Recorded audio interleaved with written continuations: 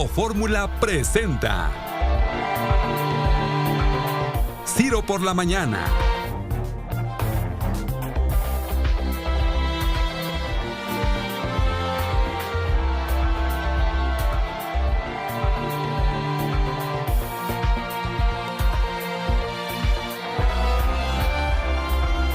Las 8 de la mañana damos la bienvenida a quienes se incorporan a partir de este momento de la señal de televisión del Grupo Fórmula, Telefórmula. Muchas gracias por estar con nosotros desde hace una hora, con mucho gusto, a través de la cadena de Radio Fórmula. Gracias por estar con nosotros en este viernes 29 de abril de este 2022. Sofía Enríquez, buen día. Hola Manuel, buenos días, buen viernes para todos. Recordar que nos pueden escuchar también en la aplicación de Grupo Fórmula, y si se meten al Twitter de @radio_fórmula, ahí está el streaming, ahí pueden ver la transmisión del programa desde las 8 a las 10 de la mañana, completito en vivo. Ay, muy bien, ¿otra vez?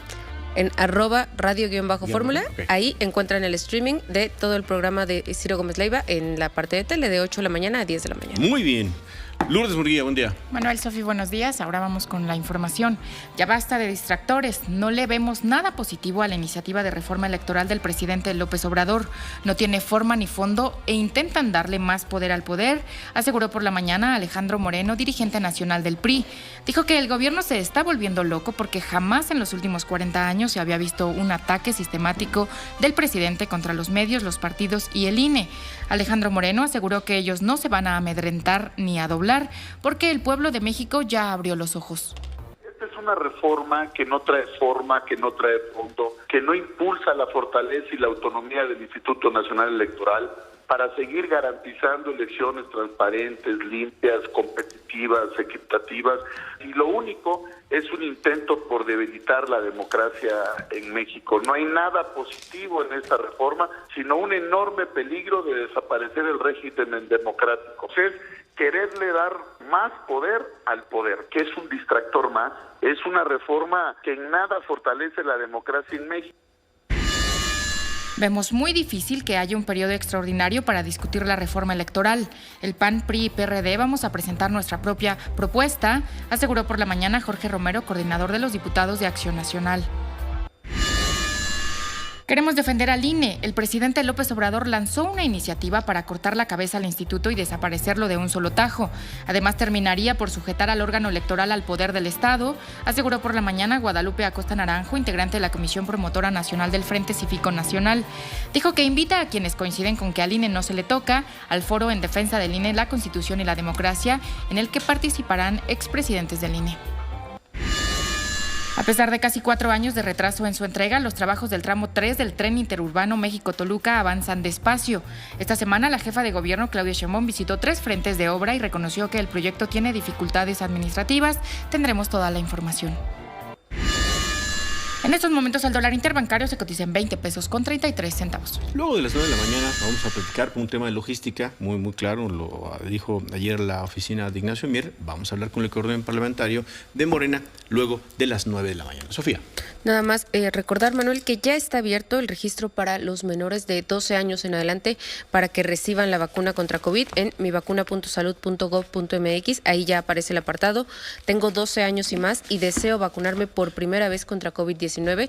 Los niños sanos, es decir, niños sin comorbilidades. Está abierto el registro para que cuando abran las fechas de vacunación usted pueda llevar a su niño, que pues, seguramente serán vacunas Pfizer, pero no vacunas Pfizer pediátricas. Esas son de 11 para abajo. Por eso abrieron nada más el registro para los de 12, pero si usted quiere aprovechar, irle adelantando y empezar a registrarlo, ya lo puede hacer en la página. Bueno, y bien 24 horas dice, dan el último jalón para salvar vacunas. Ojo, porque efectivamente dice, justo cuando estaban por llegar a su límite para usarlas, las dosis de AstraZeneca que fueron entregadas a autoridades estatales, cuyos gobernadores las habían solicitado en plena crisis y les negaron estas vacunas, bueno, pues hasta los centros de salud, en el metro, pues en todos lados, como antes, esto sí como antes. Las jornadas de vacunación eran en el metro, en parques, entonces en los aquí no hay supers, novedades, en todas partes. ¿no?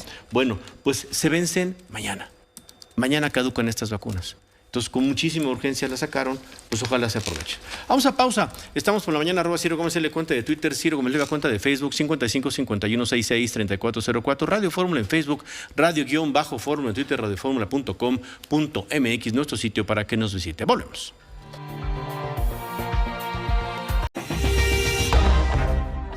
Continuamos con Ciro Gómez Leiva por la mañana.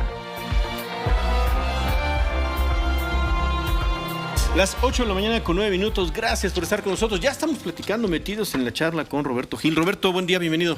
Buen día, Manuel, buen día a todos. Interesantísimo desde ayer porque ponías un tuit. ¿Puedes dar el tuit nada más para presentar a Roberto? Porque ayer justamente, después de muchísimos comentarios, vamos a entrarle a lo que podamos, porque es una iniciativa de reforma que creo que poco a poco se tiene que ir discutiendo, al margen de que la oposición por lo pronto diga no pasa, al margen de que digan será un distractor del presidente, simplemente para que haga una campaña nacional y polarice más. Sale. Al margen de eso, pues es una iniciativa que parece que tiene ciertas virtudes. ¿Qué escribió Roberto Gil ayer? Dice Roberto Gil en Twitter ayer, hay que leer atentamente la iniciativa de reforma electoral. No dice lo que dicen que dice. No es trabalenguas, no es adivinanza. Tiene ya sentido de una revisión muy clara de lo que está haciendo Roberto. Le podemos entrar a la disminución del presupuesto, le podemos entrar a la disminución de los congresos, porque planteado así como está la iniciativa, ya la revisé completa, pues hay algún sentido de lógica, por ejemplo, cuando los congresos dice, pues tiene tantos, a ver, Campeche, que me llama la atención, tiene tantos legisladores, ahora lo voy a decir, Campeche, tiene un montonal de legisladores, y no es nada con Campeche, tiene 35 diputaciones, ¿no? Campeche. Uno pensaría, bueno, Chihuahua contra Chihuahua. Bueno, pues a lo mejor Chihuahua tiene menos legisladores. Ahí le va el caso de Chihuahua. 33, 2 menos. Tiene 2 más Campeche. Entonces bajaría, por ejemplo, Chihuahua de 33 a 20 legisladores. Campeche de 35 a 15. A lo mejor es arbitrario, pero pareciera que hay un sentido de lógica en ciertas cosas, Roberto. Ahora sí, buen día, bienvenido y te escuchamos. Hola, Manuel, buen día. Yo me refería en ese tuit a la parte específica de esta supuesta desaparición de los plurinominales. Correcto. Conocemos a los plurinominales como los diputados de representación proporcional. Son los que, digamos, los diputados que se asignan por las listas de los partidos. En la Cámara de Diputados son 200. Como sabes bien, Manuel, nuestra Cámara de Diputados se integra por 500 diputados. 300 los elegimos en distritos, donde los partidos presentan un candidato o candidata. El que gana el mayor número de votos en ese distrito se lleva, obviamente, la diputación. Pero hay otros 200... por los que supuestamente nosotros votamos. Yo voto por Roberto Gil, porque él está distrito como 17. diputado. Exactamente. Y ahí, si gana por un voto, la diputación corresponde a esa persona, a ese candidato o candidata, y a ese partido, por supuesto. Pero hay otros 200 que provienen de lo que llamamos la representación proporcional. Se le asignan tantos diputados de representación proporcional como tantos votos o porcentaje de votación recibió el partido político. Vamos a suponer que recibe el 30% de la votación, tiene derecho a integrar el 30% de su lista, de la lista de los diputados de representación proporcional. Cuando se presentó la reforma, se dijo subrayadamente que desaparecían los diputados de representación proporcional, los plurinominales. Ahí está en la presentación y en el discurso eso se dijo, ¿no? en donde se hizo el balance de la iniciativa. No es así. Lo que yo advierto de la lectura de la reforma es lo contrario. Los que desaparecen son los diputados de mayoría relativa. Desaparece la elección por distritos. Y nos vamos a elección de representación proporcional sobre los votos que se reciben en cada entidad federativa. En el modelo, cada entidad federativa tiene un número de diputados sobre la base de la población. Por cada 420,000 personas habrá un diputado que lo represente. Entonces, vamos a suponer, el Estado de Puebla tiene 16 diputaciones. En consecuencia, se van a asignar a los partidos políticos tantos como porcentaje de votación haya recibido en el Estado de Puebla. Si un partido recibe el 50% de la votación en Puebla, tendrá derecho al 50% de los 16 diputados. Entonces, es decir, ¿por quién votaría en esta propuesta? Votaría, ¿por el personaje o por el partido? Ahí está el secreto. Votas por el partido porque lo que presenta el partido es una lista de candidatos. Por cierto, es una lista cerrada. O sea, el ciudadano no puede alterar el orden de la lista. Votas por el emblema del partido o de la coalición y automáticamente le estás dando un voto a la lista. ¿Quiénes van a entrar a ser diputados de esa lista? En el orden en el que fue presentada la lista, en función de cuántos votos recibiste en cada entidad federativa. ¿Y eso es atractivo, Roberto? Mira, lo que pasa es que hay quienes creemos que la representación proporcional genera un reflejo mucho más justo del mosaico político y social de una sociedad, de un país. Para sintetizarlo, en mayoría relativa, el ganador gana todo y el perdedor pierde todo. Uh-huh. En representación proporcional, todos ganan un poquito, o todos ganan el 1%. Así es. Entonces, si tú pones un universo de 100%, 300 diputados, ¿cuánto va a tener cada partido? El porcentaje de la representación que haya obtenido en las urnas. No es lo mismo quitar los 200 diputados de representación proporcional y tener un sistema basado únicamente en distritos de mayoría que un sistema de representación pura de 300. A ojo de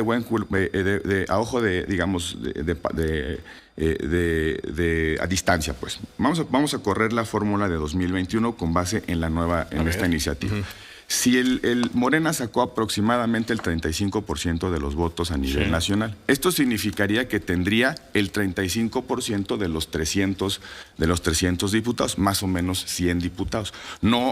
Ahora sí que, perdón, ¿estás seguro, Roberto? Porque sí. hay ejercicios que estoy viendo desde ayer. Hoy viene, por ejemplo, un ejercicio en el periódico Reforma, donde proyectado así, en vez de tener el 55% que tiene con pluris, con 500 estaría teniendo el 75% con 300. No me suena porque en la reforma lo que se plantea expresamente es que desaparecen los distritos uninominales y se asigna por representación pura, por cociente natural, número de votos recibidos entre el número de escaños. 300, nada más 300. Nada más. Y en función, si yo obtengo el 35% de los votos, tengo derecho al 35% de esos 300. De esos 300. Ahora, evidentemente, se asignan por estados, como ya platicaba, en el modelo, los diputados se eligen en cada entidad federativa.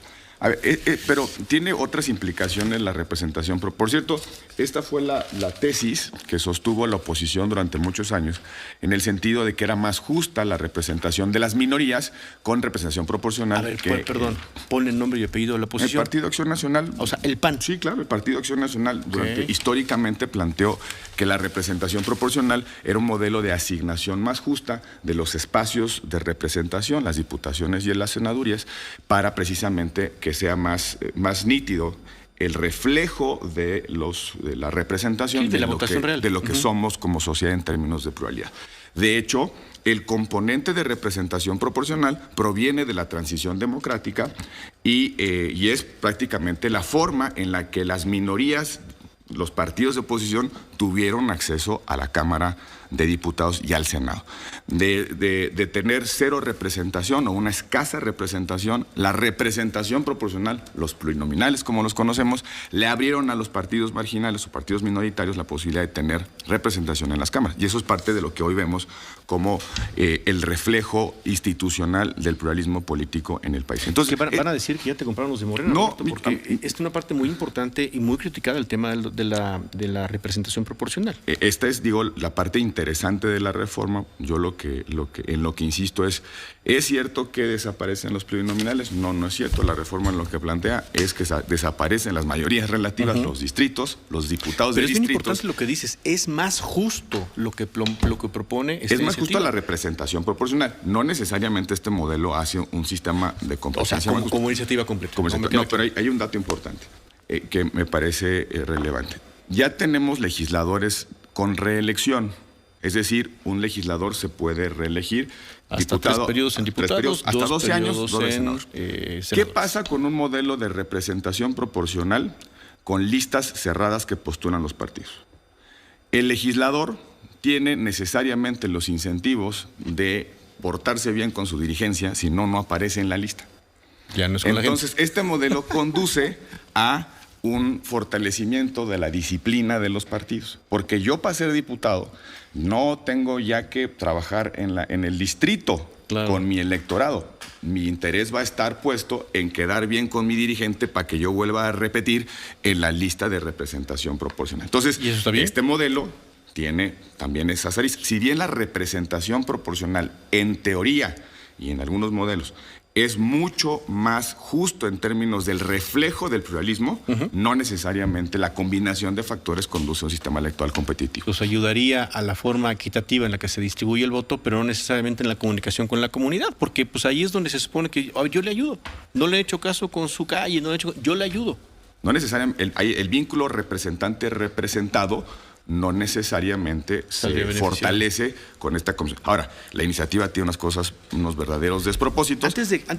Bueno, vamos a ir a pausa, pero antes de irnos a los despropósitos, porque por ejemplo ayer que vino Germán Martínez, escribe hoy en el periódico Reforma la ley electoral santanista, que es algo que ya explicaba ayer, que él ya lo decía ayer Germán Martínez, pero a ver si tú le ves otra cosa positiva u otras cosas positivas y le entramos, si quieres, a los despropósitos, ¿no? Vamos platicando aquí esta mañana de este viernes con Roberto Gil. 5 segundos, ¿algo con la conferencia? Nada con la conferencia. Mujeres, ¿nada? Lo mismo que todos los días. ¿Buen clima? Buen clima, sí, debe estar haciendo buen clima. Pausa, volvemos. Continuamos con Ciro Gómez Leiva por la mañana.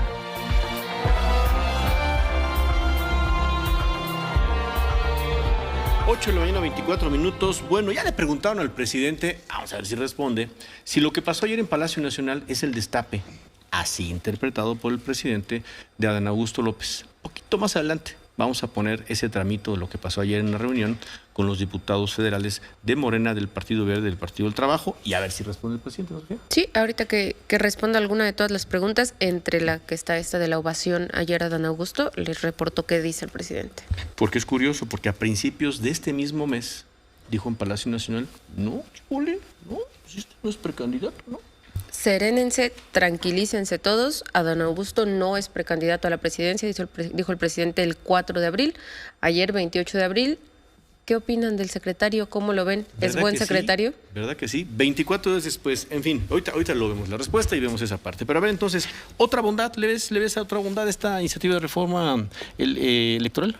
No, la verdad, Manuel, salvo la discusión, insisto, sobre representación proporcional versus mayoría relativa, me parece lo más interesante del planteamiento. Y que venga de un presidente que tiene la intención de construir un régimen hegemónico.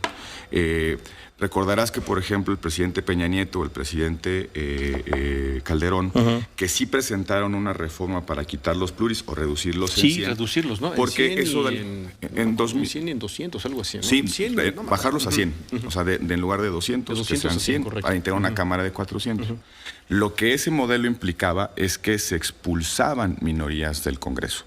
Es decir, solo los partidos aquí sí grandes. Se fortalecían mayorías. Es correcto. Solo partidos grandes o con una representación importante iban a entrar a la Cámara. La representación proporcional tiene ese efecto, distribuye de una manera mucho más justa entre las distintas opciones. Por eso me parece relevante el debate sobre la representación proporcional. Ahora, en las otras partes de la iniciativa me parece que hay unos despropósitos y en algunos casos algunas aberraciones. Este planteamiento de elegir a los consejeros electorales y a los magistrados de la Sala Superior del Tribunal Electoral a través del voto popular es una aberración. Entre otras razones porque en la iniciativa, en la exposición de motivos, se dice que el propósito de este cambio en el método para el nombramiento de los consejeros y magistrados es despartidizar la integración de estos órganos. Y es democracia participativa. Pero el efecto es totalmente lo contrario. Para que un consejero sea consejero, va a tener que ir a la calle para obtener los votos. Entonces, la elección de consejeros y magistrados va a ser susceptible a la movilización territorial de los ciudadanos, a que saques a la gente a votar por mí como consejero electoral o como magistrado de la Sala Superior. ¿Y eso qué implica? Incentivos a que los candidatos a uno u otro se asocien con estructuras de movilización político-electoral. ¿Quién las tiene? Los partidos políticos y los gobiernos. Entonces, en lugar de despartidizar la integración de estos órganos, los vas a aventar a los brazos de las estructuras territoriales organizadas. entonces vas a ser dependientes a los consejeros y magistrados de esas estructuras de movilización organizadas. En consecuencia, me parece que es al revés el efecto a lo que está planteando. La tendencia en el mundo, básicamente todos los órganos electorales provienen de métodos en los que participan dos o más poderes públicos, ejecutivo, legislativo, judicial, legislativo, y su legitimidad es indirecta, proviene básicamente de un método complejo que trata de garantizar que quienes lleguen aseguren o garanticen la imparcialidad en el ejercicio de la función. No conozco, la verdad, ayer estuve revisando si hay algún otro país en el que lo hagan así. Los órganos electorales tengan legitimación democrática directa. No encontré ningún modelo. Ahí donde todavía se eligen, por ejemplo, a los integrantes del Poder Judicial, básicamente son los jueces muy próximos a los ciudadanos, el juez de paz o el juez de un condado en Estados Unidos, pero la tendencia en todos los sistemas democráticos es que los órganos que garantizan la imparcialidad no provienen directamente del voto popular. Nosotros elegimos a nuestros representantes para que los representantes integren estos órganos secundarios y que garanticen que sean absolutamente imparciales en el ejercicio de la función que se les encomienda. Eso me parece un despropósito. El caso de congresos, Roberto, sé que tienes tus apuntes, pero el caso de los congresos que sean menos legisladores, que sean menos regidores, uno hacía bote pronto y viene y dice, pues en esas hasta tienes razón. Mira, ahí recordarás que la Constitución delega a los estados, a sus poderes constituyentes, a su soberanía para... O sea, yo sé que se mete en todo, pues, pero la lógica de hoy los estados se autodeterminan, deciden cómo configuran sus órganos políticos, sus congresos, su ejecutivo. Hay bases mínimas en la Constitución General de la República, pero básicamente los estados deciden cómo se organizan políticamente hablando. Lo que plantea esta iniciativa es establecer unas directrices para que la conformación de la representación política, la conformación de los congresos, siga parámetros poblacionales. Me parece interesante la discusión porque en efecto tenemos una disparidad, es decir, hay congresos locales en los cuales un legislador representa a muy poquita gente y otros casos en los que un legislador representa a mucha gente. El Estado de Campeche pues, se acerca más al Congreso del Estado de México que a un Congreso con una representación, o mejor dicho, una población similar a Campeche. Pudiera tener sentido establecer ciertos lineamientos en la Constitución, pero... ¿Cuál es el costo? Respetando, por supuesto, lo que tú dices. ¿Cuál es el costo? Que cada uno de los estados. Los estados tienen que decidir tienen que decidir la forma en la que se organizan, y creo que tiene ese impacto en el federalismo. Digo, sin pasiones y sin subjetividades, lo que me parece es que esta reforma abre discusiones como el coetero, porque no sabe bien a bien qué es lo que está buscando. Ahora, yo intuyo que la intencionalidad política de la reforma, y en eso coincido, ayer que estuvo aquí Germán Martínez lo planteó, que la intencionalidad política de la iniciativa es plantear un debate entre dos bandos. Unos que dicen, vamos a gastar menos en la democracia mexicana, y otros que dicen, oye, espérate, la democracia, como un sistema para salvaguardar derechos políticos, requiere inversión de recursos, ¿no? Es decir, ninguna democracia sale gratis, los derechos cuestan. El tema es cómo optimizamos los recursos para que la democracia sea de calidad y nuestros derechos políticos se ejerzan a cabalidad, Manuel. Y ahí creo que el presidente, ahí está la jiribilla política. Queremos una democracia austera, pues vamos a quitarle el financiamiento público a los partidos en actividades ordinarias, vamos a reducir el número de integrantes de los órganos electorales, desapareceremos a los soples, desapareceremos a tribunales electorales de los estados. ¿Para qué? Para que nos cueste menos. Oye, pero también eso genera otros efectos. Si tú no tienes una densidad institucional fuerte, es decir, instituciones que organicen elecciones y resuelvan los conflictos a propósito de las elecciones, lo que vas a tener es conflictualidad no resuelta y muy probablemente una democracia que no funcione bien. Si los partidos políticos no tienen un sistema de financiamiento estable, sus incentivos se mueven hacia que busquen financiamiento extralegal, es decir, el mercado negro del financiamiento no ilegal o que de procedencia desconocida. Entonces, me parece pues que hacia donde el presidente quiere llevar la discusión es, yo quiero una democracia que cueste menos, yo no quiero partidos parasitarios, yo no quiero que se gasten 11,000 millones en órganos electorales, pero pues, ¿a costo de qué? Y creo que la oposición no debe de caer en esa trampa, sino sino de alguna manera es exhibir que la intencionalidad de la reforma es otra. Ahora, déjame poner otro ejemplo de algún despropósito. Dice por ahí la reforma que hay un nuevo modelo de comunicación política. Y me llama mucho la atención porque el modelo de comunicación política que actualmente existe deriva de la reforma, yo le llamo la reforma terapéutica de 2008, que justamente la impulsó el partido en el que entonces militaba el presidente de la República. Te acordarás que después de la traumática elección del 2006 hubo como un catálogo de lo que tenía que corregirse y una de esas era hacer muchísimas cosas. Propaganda gubernamental y que no hubiera, digamos, posibilidad de que los partidos y candidatos compraran tiempos en radio y televisión. La reforma abre otra vez la posibilidad de propaganda gubernamental. Es decir, pueden los gobiernos difundir sus contenidos, sus obras, ¿no? Dice servicios públicos. Pero cuando fue fue una posición previa del presidente López Obrador, cuando era líder de la oposición, que tenía que acotarse la intervención de los gobiernos en el sistema electoral, en las elecciones, en las campañas. Y la otra parte, hay un nuevo modelo de comunicación política.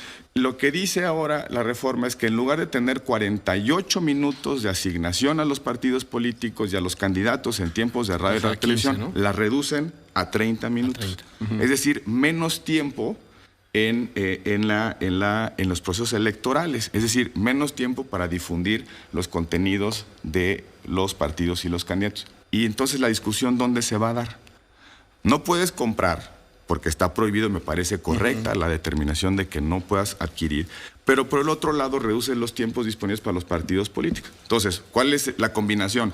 Mayor posibilidad de intervención de los gobiernos en la propaganda gubernamental y menor debate a través de los tiempos de Estado y oficiales de los partidos y candidatos. Entonces, ahí ya no le entendí. Es decir, vamos a tener campañas con partidos más acotados, menos tiempo, pero mayor posibilidad de intervención de los gobiernos. ¿Ha sido más clara la jiribilla, querido? No. A ver, ahorita nada más aterrizamos este punto, ¿no? Exactamente, ¿en qué se vería reflejado, no? Pausa. Estamos platicando con Roberto Gil, volvemos. La información. Ya basta de distractores. No le vemos nada positivo a la iniciativa de reforma electoral del presidente López Obrador. No tiene forma ni fondo e intentan darle más poder al poder, aseguró por la mañana Alejandro Moreno, dirigente nacional del PRI. Dijo que el gobierno se está volviendo loco porque jamás en los últimos 40 años se había visto un ataque sistemático del presidente contra los medios, los partidos y el INE. Alejandro Moreno aseguró que ellos no se van a amedrentar ni a doblar porque el pueblo de México ya abrió los ojos. Esta es una reforma que no trae forma, que no trae fondo, que no impulsa la fortaleza y la autonomía del Instituto Nacional Electoral para seguir garantizando elecciones transparentes, limpias, competitivas, equitativas. Y lo único es un intento por debilitar la democracia en México. No hay nada positivo en esta reforma, sino un enorme peligro de desaparecer el régimen democrático. Es quererle dar más poder al poder, que es un distractor más. Es una reforma que en nada fortalece la democracia en México. Vemos muy difícil que haya un periodo extraordinario para discutir la reforma electoral. El PAN, el PRI y el PRD vamos a presentar nuestra propia iniciativa en la que, entre otras cosas, buscaremos que haya una segunda vuelta electoral, que se convierta en delito la campaña gubernamental y que si existe el menor indicio de participación de la delincuencia organizada, se anule esa elección, informó por la mañana Jorge Romero, coordinador de los diputados de Acción Nacional. Queremos defender al INE. El presidente López Obrador lanzó una iniciativa para cortar la cabeza al instituto y desaparecerlo de un solo tajo. Además, terminaría por sujetar al órgano electoral al poder del Estado, aseguró por la mañana Guadalupe Acosta Naranjo, integrante de la Comisión Promotora Nacional del Frente Cívico Nacional. Dijo que invita a quienes coinciden con que al INE no se le toca al foro en defensa del INE, la Constitución y la democracia, en el que participarán expresidentes del INE. A pesar de casi 4 años de retraso en su entrega, los trabajos del tramo 3 del tren interurbano México-Toluca avanzan despacio. Esta semana la jefa de gobierno, Claudia Sheinbaum, visitó 3 frentes de obra y reconoció que el proyecto tiene dificultades administrativas. Tendremos la información. En estos momentos el dólar interbancario se cotiza en 20 pesos con 32 centavos. Bueno, como decíamos hace un rato, y el canciller desde ayer lo adelantó, la llamada o la comunicación entre el presidente Biden y el presidente López Obrador será por una llamada telefónica, y así ya está en la agenda del presidente Biden, simplemente una conversación telefónica. Van a ver el tema de la reunión de las Américas. ¿Eso es en junio? ¿Cuándo es? En junio, sí, en junio en Los Ángeles. Y algún otro tema por ahí, pero pues será llamada telefónica, ¿no? Por ahí, creo que no oculta el presidente su molestia, ¿no? Se le adelantó la Casa Blanca informando de esta llamada telefónica y el presidente dice, pues por teléfono, ¿no? Por teléfono. Somos bien amigos, ¿no? Fuera Trump, porque bueno, ¿cuántos policías quiere, no? Bueno, terminamos, Roberto Gil. A ver, en cuanto esté lista, porque ya tiene una proyección, ya hizo una proyección, Roberto, a partir de insistir en esta, pues creo que fortaleza de esta iniciativa. Ya vimos las confusiones que pueden generar, cómo está planteado otras cosas, ¿no? Desde las aveniencias para poder elegir a los consejeros del INE, a los magistrados electorales, hasta cómo se van a manejar los tiempos, o se manejarían, porque todo esto se manejarían. Es una propuesta, es una iniciativa que de entrada la oposición dice, no hay manera, no hay cómo, lo veremos, pero interesante esta manera de cómo se repartiría la Cámara de Diputados, el Congreso. Entonces, una vieja demanda, nos dice Roberto Gil, de la oposición, entendida como el PAN, y también Jorge Romero nos dice hace rato, vamos a hacer unas propuestas, ¿no? Una del PRI, una del PAN, una del PRD, haremos una sola y la contrastaremos. Pues vamos a ver aquí sí cuánto es en serio y cuánto es política, cuánto es grilla. Lo interesante, Manuel, es que se abra el debate de la representación proporcional después de tanto tiempo. De hecho, en nuestro país, los plurinominales tienen mala fama. Claro, pues es que son los que no hacen campaña. Son los que no los votamos. Que llegan gratis. Entonces, ¿no? que me resulta paradójico que se diga, esta iniciativa está diseñada para quitar a los pluris, pero se trata de hacer todo pluri. O sea, no es que desaparezcan los plurinominales, es que se convierte todo en un modelo plurinominal. Listas de candidatos cerradas, presentadas por los partidos, y asignación en función del porcentaje de votos que hubiera recibido cada partido. ¿Qué habrían hecho los partidos todos, Roberto? Últimamente el PAN, el PRI, el PRD, Morena, sin duda, si no hubiera tenido sus candidatos de experiencia en plurinominal, que terminan dirigiendo la Cámara de Diputados, terminan dirigiendo la Cámara de Senadores, que terminan dirigiendo las juntas de coordinación política, que son los que terminan haciendo finalmente carrera parlamentaria. La izquierda amplió su representación cuando se introdujo este corrector de la representación proporcional. De no estar representada la izquierda en el Congreso, los diputados de partido, primero en la reforma Reyes Heroles y luego las distintas modalidades de la representación proporcional, permitieron que esa expresión ideológica y política del país llegara a la Cámara de Diputados. Para decirlo pronto, el modelo americano es solo mayorías, por eso tienes dos partidos. El modelo español es muy parecido a esta, lista cerrada, pero por provincias, y por eso tienes muchos partidos. Hay que el Partido Nacionalista Vasco, que es Escuela Republicana, muchos partidos pequeños. ¿Por qué? Porque la representación no castiga a los perdedores, los compensa en función una curul. Lo que hayan ganado en términos de votación efectiva. Es un debate de modelos, pero pasó en Argentina hace ya como 10 años, 15 años, ¿no? Cuando decían, la moda es el abstencionismo. ¿Te acuerdas? Sí. En Argentina dijeron, el abstencionismo se ganó 2 curules, y creo que hubo 2 curules en una legislatura en Argentina. La representación proporcional, insisto, tiene esta virtud de que es un mejor reflejo de cómo estamos una sociedad repartida en términos de pluralismo político. Pero me llama la atención, Manuel, y por eso puse el tuit, que esta insistencia de vamos a desaparecer los pluris, pero se trate de todo lo contrario, realmente pues sí. Es una cosa que había que discutirla. A ver, ahí está ya el planteamiento que hace Roberto. A ver si podemos ver esto y lo platicamos para la gente que nos escucha en la República Mexicana. El modelo de la iniciativa que plantea el presidente es la votación 2021, es decir, la que le da sustento a los 300 diputados por los que votamos el año pasado, ¿cierto?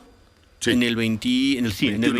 Entonces, esa columna del lado izquierdo, por ejemplo, Morena tuvo 31.1 de los votos. Con el modelo nuevo, ¿tendría, Roberto? 39.3. O sea, se estaría fortaleciendo en 7 puntos, más o menos. El PAN sacó 18.2% de los votos. Insisto, esto ya es sobre el modelo de 300, ya no de 500, de 300 diputados. Bueno, pues se fortalecería y tendría el 22% de la Cámara. Sí. El PRI, que sacó 17.7%, tendría el 20% de la Cámara. MC, pues sacó el 7% y seguiría teniendo el 7% de la Cámara.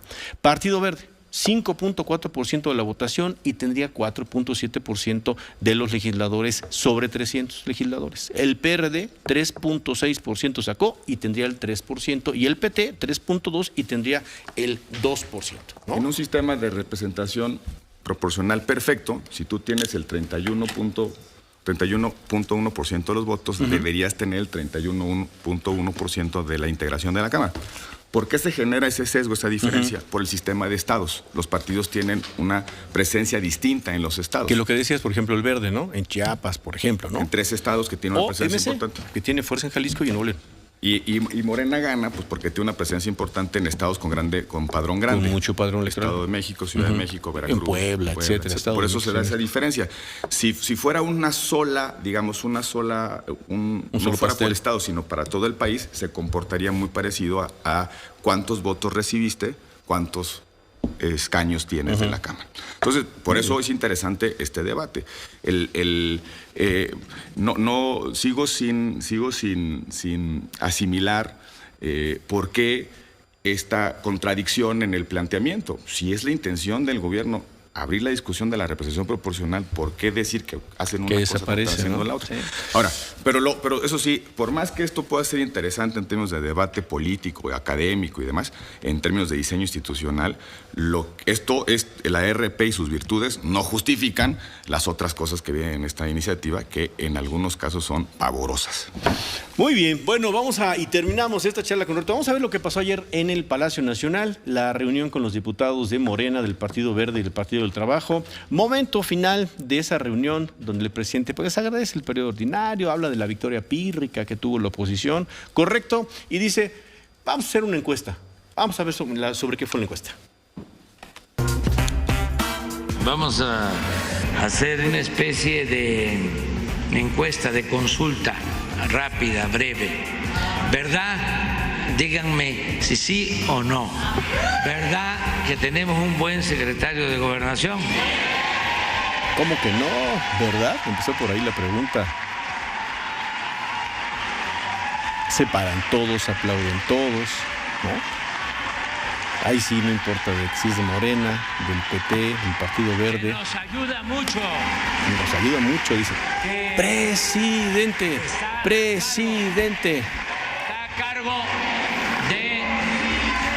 Está a cargo de llevar a cabo la conciliación, los acuerdos con legisladores. Y es lo que ha dicho, con todos los sectores que tienen, digamos, obligación de tener comunicación. ¿Destape o no destape, Roberto? Clarísimo, ¿no? Clarísimo. Oye, y me recordó alguna imagen de mi infancia. ¿Te acuerdas cuando el presidente saliente hacía consultas a los sectores? ¿Con quién tú? ¿Con quién? Los expresidentes del PRI hacían consulta a los sectores. Sí, bueno, pues sí. ¿No? Sí, ¿No sí, te suena eso? Digo, además es un foro importante. Ahí están los liderazgos del partido de Morena. El presidente no engaña, por supuesto. Exacto, los liderazgos muy importantes. Dice, claro. ¿Verdad que? Porque la pregunta no puede ser sesgada. ¿O tú crees que fue sesgada? No, es una pregunta con afirmación implícita, ¿no? Ya respondió, le preguntaron allá en Isla Mujeres, ¿verdad? Sí, está en Isla Mujeres. ¿Ya respondió sobre esto? Pues respondió como suele responder el presidente. Dice que ya no queremos que haya tapados, dice el presidente, que todo el que quiera participar pueda hacerlo. Si quieren participar, pues vayan, participen. Mi consejo para todos los partidos es que pues se apliquen encuestas para elegir a sus candidatos. ¿Y yo a quién voy a apoyar? Dice el presidente, pues al que salga mejor en la encuesta. Le dicen, o sea, ¿en la encuesta que hizo ayer o en cuál encuesta? No, en las encuestas formales. Lo que pasó ayer fue pues nada más una encuesta. A ver, les puedo preguntar, por ejemplo, ahorita qué opinan del gobernador. ¿Ha hecho un buen trabajo el gobernador? Por ahí una reportera dice, interpreten nuestro silencio. El presidente ríe un poco, hasta ahí. Pero no concreta. Entonces, es un sí, ¿no? Entonces es un sí. Corcholata destapada. Corcholata destapada, digo, qué palabra tan más afortunada usó el presidente, pero pues sí, algo cambió entre el 4 de abril y el 28 de abril, donde ya, pues sí, dice que se abran los candidatos que se tengan que abrir. Entonces, a esta insistente planteamiento de que Claudia Sheinbaum es la candidata del presidente, pues algo pasa, Roberto, ¿no? Algo pasa porque entonces ya hay un tercero. Digo, me queda claro que Marcelo Ebrard se insiste una y otra vez que no sería del gusto del presidente, que él preferiría siempre a Claudia Sheinbaum. Bueno, pues por alguna razón, ahí hay un tercero. Y esta misma semana, importante, sí se dio una reunión con 20 diputados, Ojo, entre ellos Jade Kolpolemsky, que no es un asunto cualquiera, un cuadro muy relevante, expresidente de Morena, en un desayuno con Marcelo Ebrard, con el canciller, para hablar de medicinas, vacunas, etcétera, y terminó siendo una especie como de arropamiento estructural. Sí, ¿no? O por lo menos ya una actividad visible de activismo, ¿no? Claudia Sheinbaum, por supuesto, pues anda también en la República Mexicana mostrándose, aprovechando la coyuntura de las campañas políticas. Bueno, pues ahí está. 3, yo creo que 3 por lo pronto. Por lo pronto, y lo más relevante, creo que el presidente de la República ya abrió su sesión. Y dijo, pues órale, sí. Yeah. Conste que lo abrió otra vez, porque la primera vez que lo abrió terminó enojado, le salió mal, se molestó, a todo el mundo le dio un manotazo en la mesa y dijo, ya nadie habla de tapados, ¿no? O mejor dicho, nadie habla de corcholatas ni habla de candidatos. Vamos a ver si esta sí es la buena, Y abril 22, Abril 22. Y falta mucho, Falta Sí. mucho. A ver qué hace la oposición. Ojalá también ya empiece a tomar definiciones. Y la primera definición que debe tomar la oposición es un método atractivo y visible para que no sean por encuestas, sino por la votación directa de los ciudadanos. Que los ciudadanos por primera vez en que una propongan, interna ¿verdad? puedan Sí, lo he escoger. escuchado mucho. Es un poco lo que ha insistido el Frente Cívico Nacional, Sí. y que haya un método atractivo en el que podamos contrastar liderazgos y que eventualmente ese método atraiga la atención de los ciudadanos y que ponga agenda. La alternativa debe construirse a partir de un método democrático, auténticamente democrático, atractivo. Si no, no va a jalar.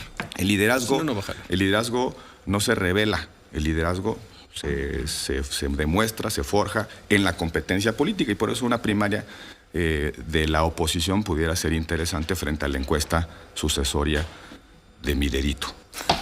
Roberto Gil, muchas gracias. Gracias, Manuel. Gracias por venir. Buen día. Buen fin de semana. Bueno, Humberto Padgett, ¿en qué va este tema de las investigaciones por este hombre que se desconcertó de la Guardia Nacional, que terminó quitándole la vida a un estudiante de la Universidad de Guanajuato? Buen día, Humberto. Hola, Manuel. Está presentado el Guardia Nacional en el Ministerio Público local y existe una movilización que tiene como antecedentes las de unos estudiantes asesinados en Celaya hace algunos años, pero esta vez, habiendo sido a manos de la Guardia Nacional, existe más o menos extendiéndose la exigencia de que se replantee el modelo.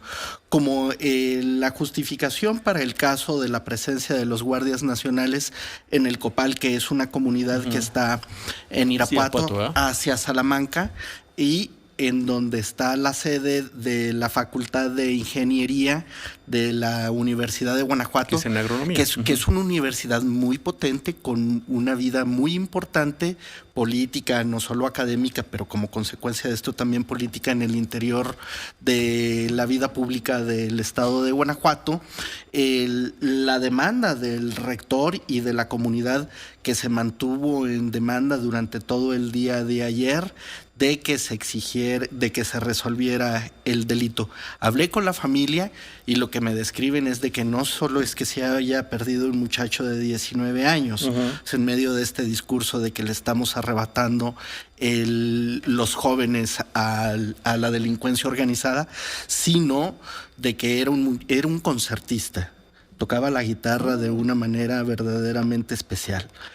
Era un muchacho que desde niño tuvo las mejores calificaciones y proyectaba su carrera para hacer ciencia. Hay una estación del CIMBESTAB, un módulo de investigación de alto nivel del Instituto Politécnico Nacional, y tiraba para hacer biotecnología agronómica. Era un muchacho que era muy querido en los alrededores. Sí, lo vimos ayer en la mesa. ¿Tienes una entrevista con algunos de los familiares, verdad? Sí. ¿Sí?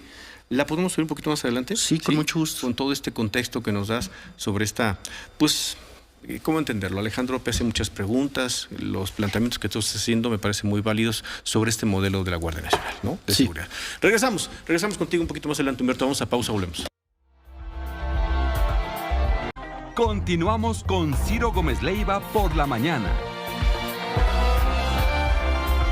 9 de la mañana con 9 minutos. Marco Silva, buen día. ¿Cómo estás, Manuel? Muy buenos días. ¿Regresaste al ¿cómo se llama el tren? ¿Al Interurbano? Tren Interurbano México-Toluca, correcto. ¿Que va a estar listo cuándo? ¿2030, 2040? No se ría, compañeros, una pregunta en serio. La promesa que hizo la Secretaría de Comunicaciones o de Infraestructura de Comunicaciones y Transportes para cerrar el 2021 es que ese tren estará funcionando en el 2023.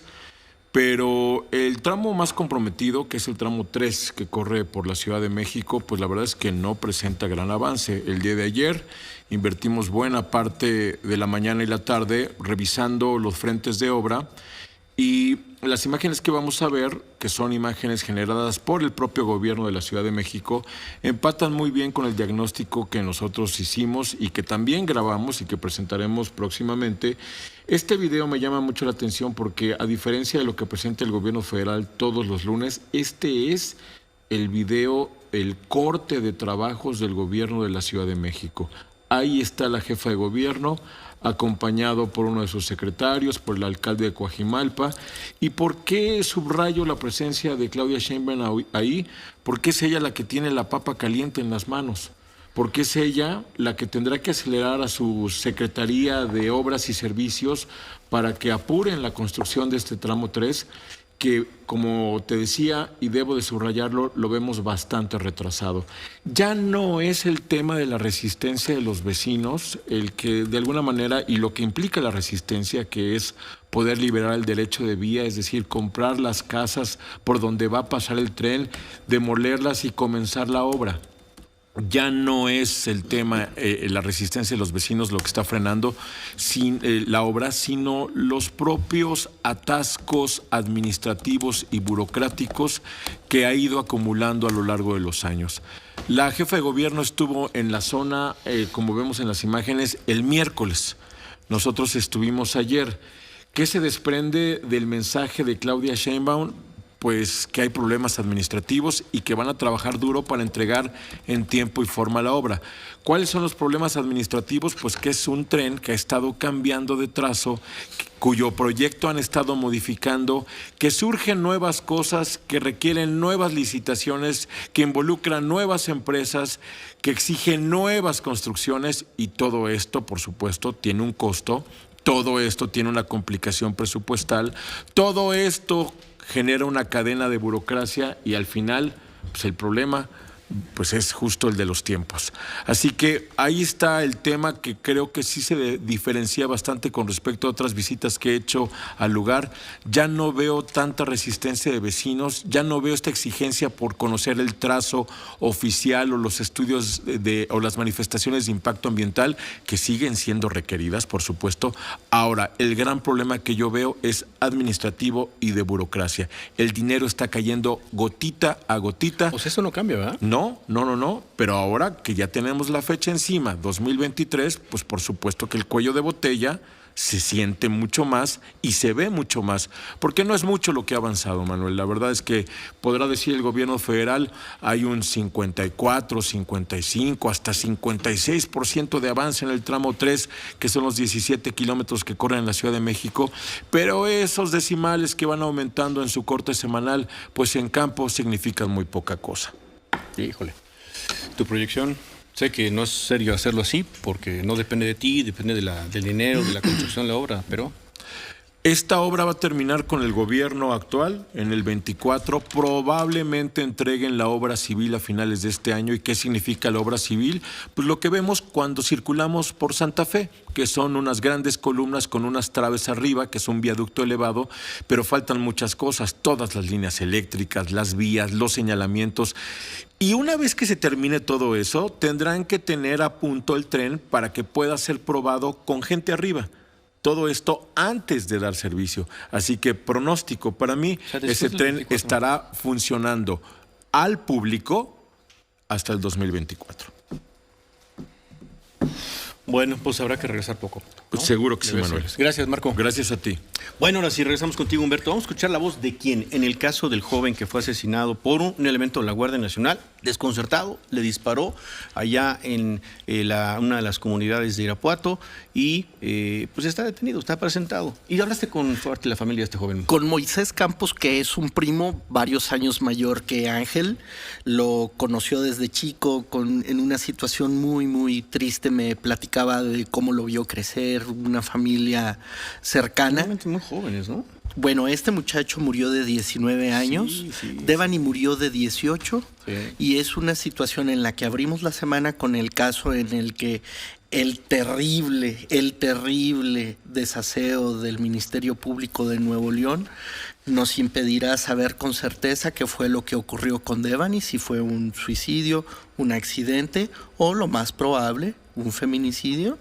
Y en la misma semana ocurre que la Guardia Nacional, en una situación de mal desempeño, le quita la vida a un muchacho de 19 años completamente alejado.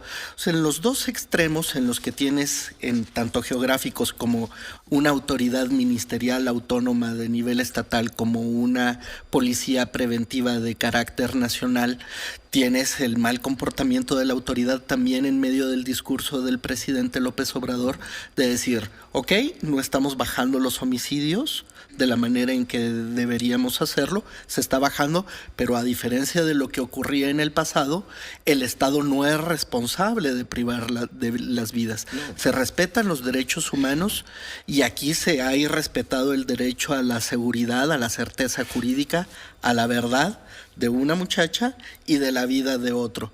Vamos a escuchar. Sí. Se trata de un ataque directo que hubo, al parecer, desobedecieron una orden de detenerse.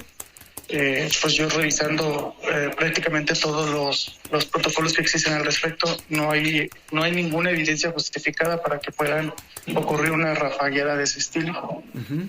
Y pues bueno, fue solamente en uno de los lados, es el lado del copiloto. Ángel venía de copiloto, el cual resultó lesionado, incluido una de sus compañeras.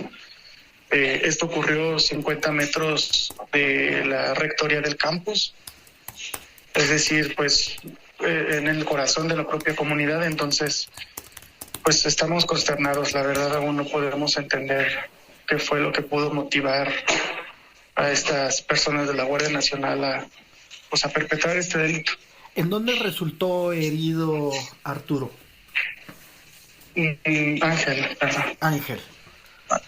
Ángel, pues tuvo un disparo con arma de fuego de alto calibre en el cráneo. ¿En la cabeza? ¿Un único disparo? No, hubo varios. Bueno, no sabría decirte el número exacto. Yo no tengo esa versión en este momento. ¿Se ha acercado a la familia, a la autoridad, la Guardia Nacional? Me parece que la Guardia Nacional no.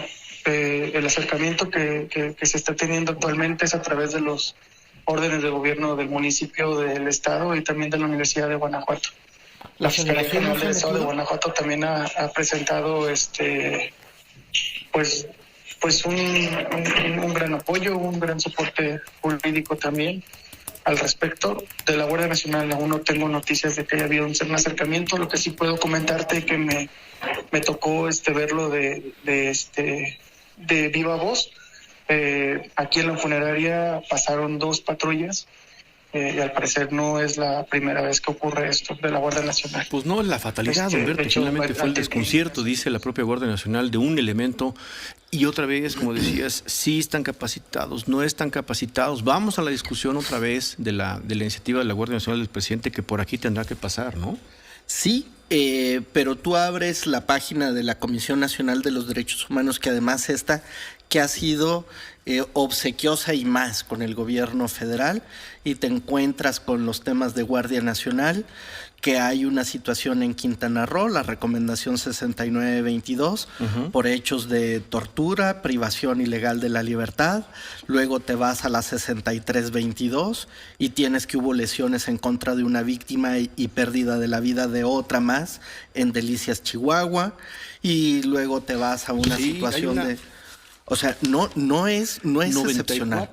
Según reportó, terminamos luego del corte, pero según terminó la nota de Reforma, con datos ahora digo duros de quién, 94 personas fallecidas por esta circunstancia. Hoy te doy el dato porque lo tiene en la página 2 de Reforma y terminamos, ¿no? Sí, señor. Estamos aquí por la mañana, hacemos un corte, volvemos.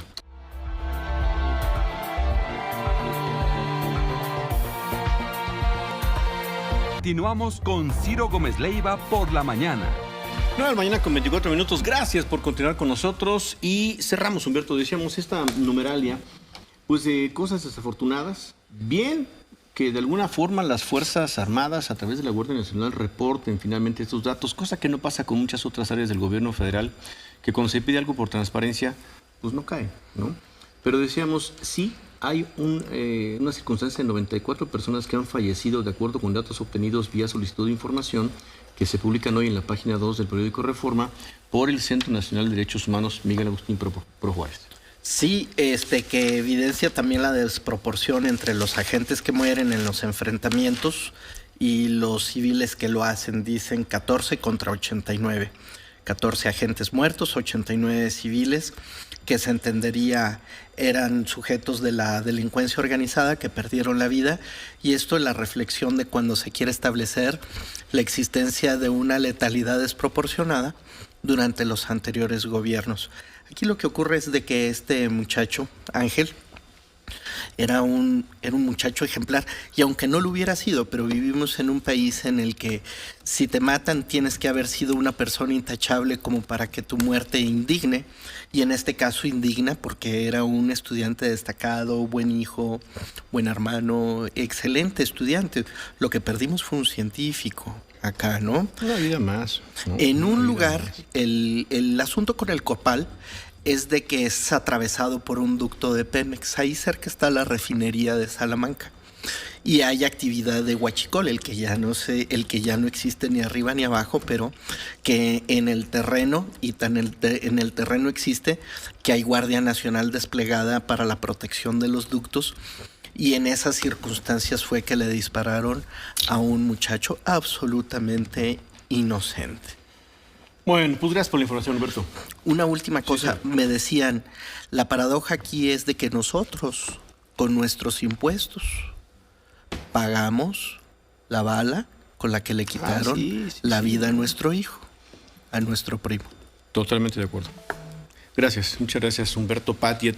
Y está y ayer nos lo hacías tú notar, en la contabilidad de víctimas reportadas por delito de homicidio para el caso del 28 de abril de ayer, 8 de los 10 muertos pues por esta trifulca entre cooperativistas disidentes y provocadores allá en la cooperativa Hidalgo de Cruz Azul. 8, hoy se reportaron los 8, ayer los 2, 10, y ese es el tema.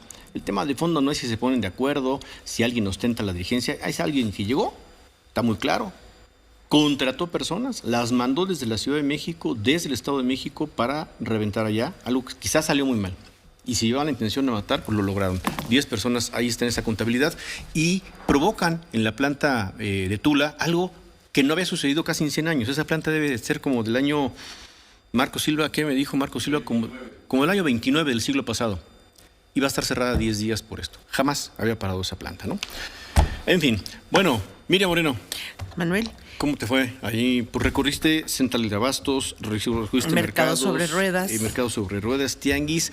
¿Qué quiere la gente que baje finalmente? De este tan llevado y traído asunto de los precios caros, ¿no? ¿Qué es lo que pide la gente que baje de precios si lo piden así? Mira, principalmente la gente quiere que baje es la carne de res. Decían ellos, es increíble que un kilo de bistec ahora lo encuentres entre 170 pesos y 220, cuando antes estaba en 130, 140, 150 pesos. Todavía hace 2 semanas lo encontraban en 150, ahora ya está en 170. Y no les dijiste, pero es que es culpa de Rusia y de Ucrania, esto viene de fuera. ¿No les dijiste eso? Señora, agarre la onda. Señora, agarre la onda porque los granos y los fertilizantes, ¿no? El asunto también es el pollo. El pollo, Manuel, también ha subido muchísimo. Una señora me la encontré en el tianguis y decía, yo acabo de comprar una pechuga, señorita, y son 150 pesos. Le dije, bueno, pesó más de 1 kilo. Sí, dice, pero antes un pollo yo lo compraba con 80 pesos, ¿no? 100 pesos. Y ya ahora una sola pechuga, 150 pesos. ¿Qué otra cosa estás el aguacate? Decíamos ayer en la central de Abasto, cuando veíamos los precios del limón, hasta la sorpresa, hasta gritamos de alegría, ya lo encontramos a 15, 20, 25 pesos.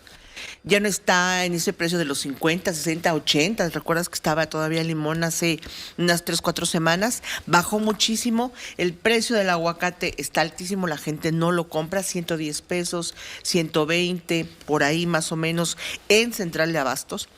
Eso es lo que quiere que baje la gente, que baje el precio del frijol.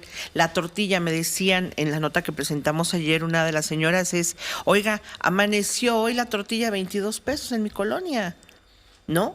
Todavía antier la compré a 20 pesos y hoy amaneció a 22 pesos. Los precios del maíz están muy altos, que es básicamente lo que compra la gente. Me decía, mucha gente está sustituyendo la carne de res, la carne de pollo, la carne de puerco con verduras. Sin embargo, no están estables los precios. Por ejemplo, me decían la misma gente de los puestos de la central de abastos, que es bien importante que lo planteemos así. La gente que busca un mejor precio al menudeo va a la central de abastos. Hay 2 pasillos muy específicos y famosos aquí en la Ciudad de México, que es el I y la J. La gente que va a comprar el menudeo va ahí, pero también hay que tener en cuenta que la central de abastos da los precios de salida, ¿no? Y esto es todos los precios que habrá en recauderías, mercaditos, tianguis, incluso el impacto en fondas, en restaurantes. De ahí se marca el precio de salida. Por eso es muy importante la central de abastos. Nos decían los mismos comerciantes, nosotros hemos visto reducir nuestras ganancias, por ejemplo, en el puesto de aguacates, Manuel, en un 50%. ¿Por qué? Porque nuestro principal producto es el aguacate, la gente ya no lo compra porque está carísimo. Antes nos compraban 1 o 2 kilos y ahora se llevan por pieza. Ya no es redituable. El señor que vende, por ejemplo, champiñones, algunas legumbres, incluso tipo gourmet, me dijo, yo antes pagaba al día a mis empleados aquí 250 pesos. Es imposible, yo no puedo pagar 250, estamos pagando 150 parejo en la central de abastos. Obviamente la gente, los trabajadores están yendo, porque ya no podemos pagar un salario mayor porque se ha reducido muchísima la venta. Es toda esta escalada y estos planes antiinflacionarios, cómo se deben de aterrizar, pues tienen que hacerlo, me decían ya. Es prioritario, tienen que subir también los salarios porque no van a la par de la inflación. El homologar y tener precios, estandarizar los precios, no saben si vaya a funcionar, ¿no? Sobre todo en cuestiones de la carne de res, la carne de pollo. Dice, va a ser muy difícil porque hay muchísimas variables ahí que inciden. No puedes controlar los precios de los granos, por ejemplo, ¿no? Que son precios que vienen de fuera, son precios internacionales. Eso es bien interesante cuando comentas con los comerciantes y con la gente todo lo que ellos opinan sobre este plan antiinflacionario de la canasta básica. Finalmente sí se está esperando una acción. Se está esperando una acción porque urge. Por ejemplo, decían, el arroz, el frijol está ya por los 50 pesos. No es posible que en menos de un año suba, que ya te costaba 30 pesos y ahora esté casi rayando los 50 pesos.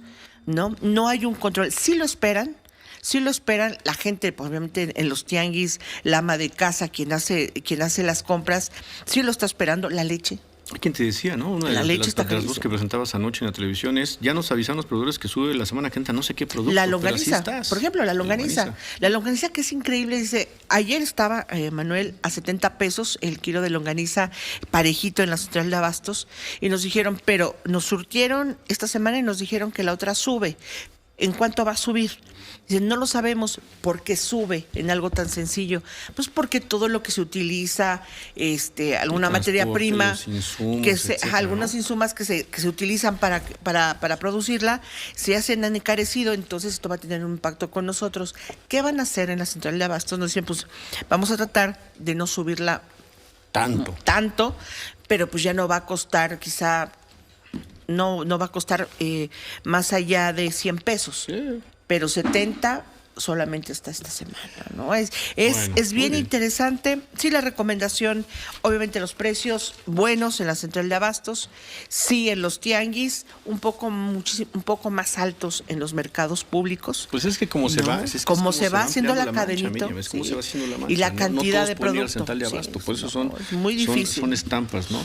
Muchas gracias, Miriam. Y le hemos pedido, mire, ya se manifestó la Coparmex, por supuesto, ya se manifestó el Consejo de Coordinación Empresarial. Pero mire, buscamos a la Asociación Nacional de Tiendas de Auxilios Departamentales que es una discusión muy delicada, que están hablando con el gobierno, que no quieren intervenir. Son los que venden los productos en otra gran parte del sector de la población, pues que va a cualquier tienda de autoservicio de departamento. Entonces, no, es muy sensible. Oiga, que la Canaco, híjole, es un tema bien sensible.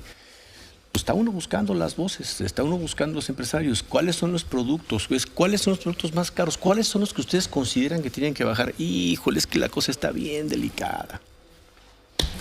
Bueno, pausa, ¿se acabó la conferencia? Se acabó la conferencia.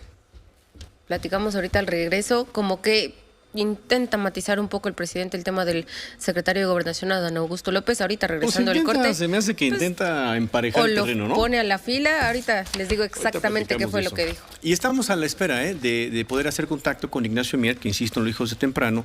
Tenía un vuelo y ya sabemos cómo está el tema de los vuelos. Entonces, ojalá podamos hacer contacto con él. Si no, lo hacemos el lunes. Pero no queremos dejar fuera, por supuesto, la opinión de Morena. Volvemos. Ciro Gómez Leiva por la mañana.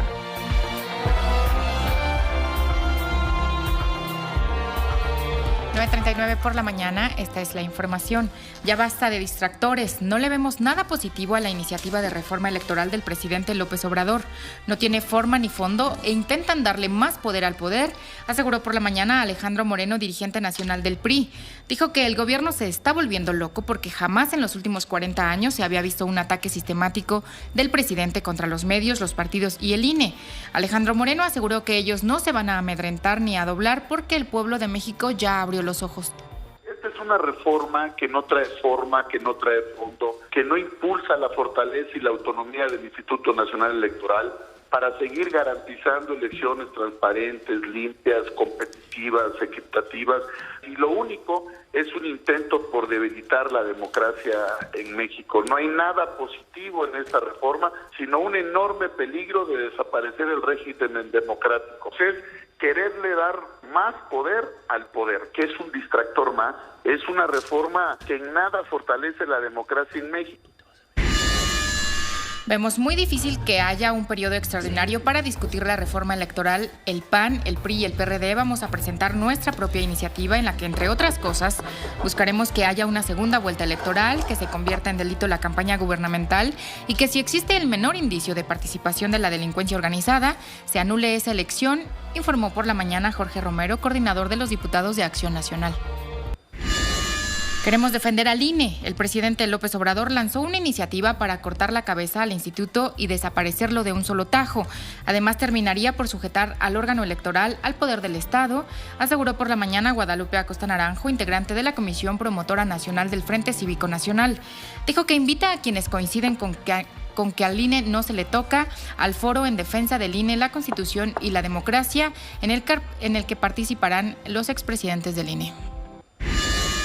A pesar de casi 4 años de retraso en su entrega, los trabajos del tramo 3 del tren interurbano México-Toluca avanzan despacio.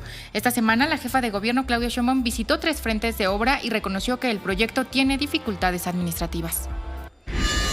En estos momentos el dólar interbancario se cotiza en 20 pesos con 33 centavos. Bueno, rapidísimo, boletos. Y rapidísimo, Manuel, tenemos 10 pases dobles para las personas que quieran ir a ver esta obra que se llama Recalculando. Es un monólogo Recalculando con Odín Dupeirón. El domingo 1 de mayo a las 6 de la tarde en el Teatro Parque Interlomas. Son 10 pases dobles a las 10 personas que nos llamen al teléfono 55 5166 3404. 55 5166 3404. Son 10 pases dobles para ver a Odín Dupeirón con este espectáculo que se llama Recalculando el domingo a las 6 de la tarde en el Teatro Parque Interlomas. Y le ofrecemos también 4 boletos de parte de la Universidad Nacional Autónoma de México para ver a los Pumas. Ya es el último partido del torneo Clausura 2022. Este domingo 1 de mayo a las 12 del día tenemos 4. Es Pachuca, Pumas recibe a Pachuca.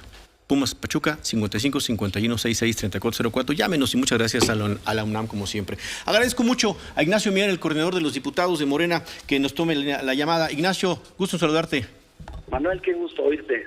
A ti, a todos los del equipo, un saludo con cariño y con aprecio. Muchas gracias, Ignacio. Bueno, pues ya viste cómo está el escenario. Desde ayer respuestas, lo que nos dijo Alejandro Moreno, pues es un distractor, no le ve nada positivo a la iniciativa, no defiende al INE. El caso de Jorge Romero dice, pues nosotros vamos a hacer una propuesta, junto con los demás, vamos entonces a la discusión, pero pensamos que pues no es necesariamente un tema para salir adelante. Tú decías ayer, vamos a una gran discusión nacional, no ha sido bien recibida, quizá porque está muy caliente la efervescencia todavía de la discusión de la reforma energética persiste y no termino de entender, mejor dicho, te pido tu punto de vista, si lo que escuchamos es reminiscencia de la discusión que terminó recién o igual se enfrían las cosas y pueden pasar a algo que se parezca a un diálogo que logre sacar efectivamente una buena reforma. Ignacio, ¿tú cómo la ves?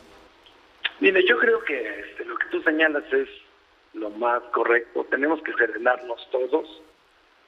Venimos de una discusión posición directa, clara, explícita, en la que expresamos todos nuestra opinión con relación a la industria eléctrica y votamos conforme a esa ambición y a ese proyecto.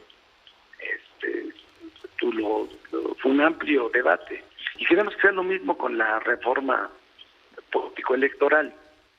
No hay que 18 los artículos de la Constitución serían reformados, 9 transitorios, y eso implica leerla con cuidado, analizarla, valorarla, estudiarla.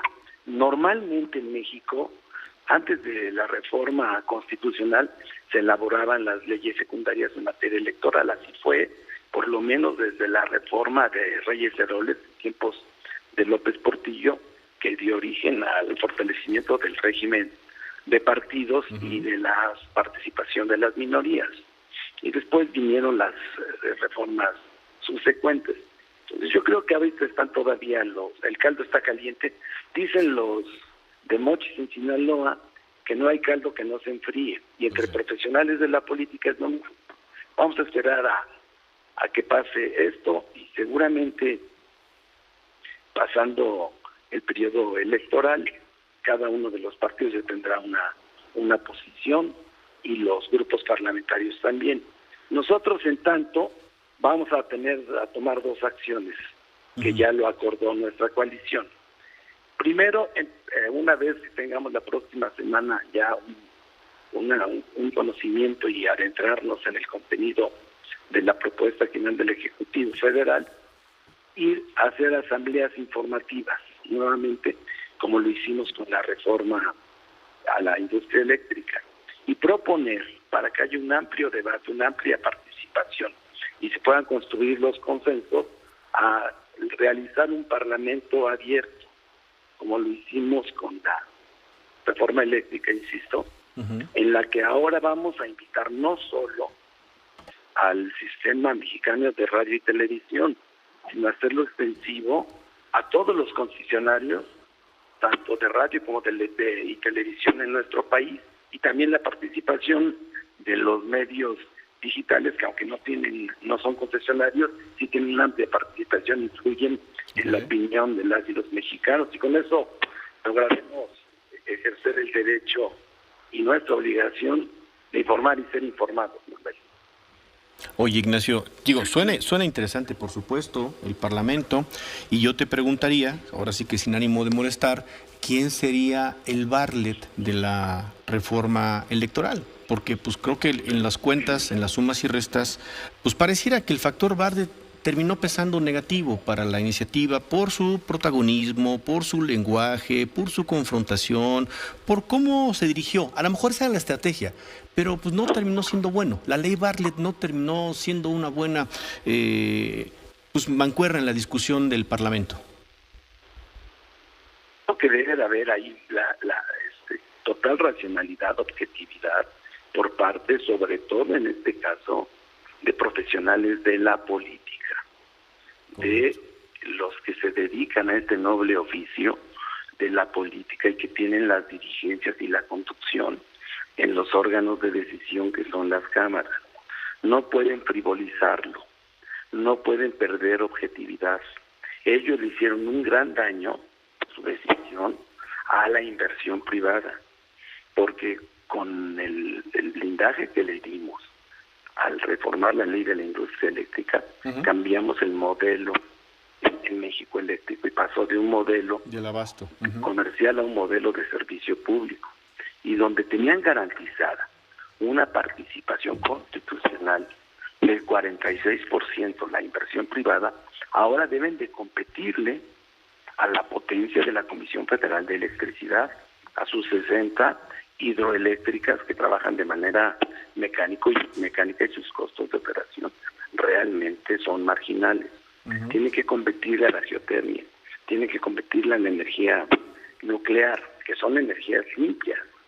Entonces, ellos que trabajan en su gran mayoría, el 70% de sus plantas son de ciclo combinado, con una dependencia brutal del gas, se van a meter en un severo problema. Creo que los asesores de las empresas extranjeras, yo he conocido muchos casos, no ahora, en mi experiencia como funcionario público, como político, he visto cómo los corporativos jurídicos que lo que buscan es mantener vigentes los litigios porque de ello viven, y eso no lo cuestiono, pero no se dejaron asesorar y actuaron de manera imprudente frente a quienes ellos estuvieron defendiendo. Por eso yo digo que quedaron mal por todos lados, quedaron mal con el pueblo de México porque no garantizaron que en la Constitución quedara establecida la electricidad como precondición para gozar de los otros derechos, derecho a la seguridad, limitación al agua.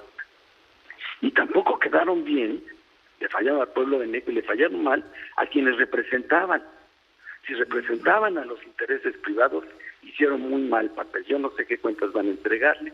Y yo hasta ahí dejaría el tema de la industria eléctrica y sí diría que transitaran a un escenario de mayor racionalidad, objetividad y que pensaran con profundidad cómo podemos garantizar la legalidad, la imparcialidad, la certeza, la equidad en el proceso electoral con un organismo autónomo, ciudadanizado, electoral que garantice precisamente a todos los participantes, candidatos postulados por los partidos políticos, candidatos sin partido, que es algo que está establecido y que es un anhelo en cualquier sociedad democrática, el derecho a votar y ser votado con plena certeza y legalidad.